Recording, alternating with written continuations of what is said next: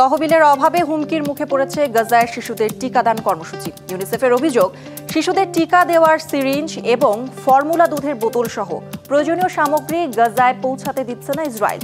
Reuters জানায়, ইউনিসেফের উদ্যোগে টিকাদানের একটি কর্মসূচির মাধ্যমে প্রায় 44,000 শিশুকে টিকা দেওয়ার ব্যবস্থা গ্রহণ করা হয়েছে। কিন্তু টিকাদানের জন্য বরাদ্দকৃত 16 লাখ সিরিঞ্জ এবং টিকা সংরক্ষিত করার ফ্রিজ গাজায় প্রবেশে বাধা দিচ্ছে আইডিএফ।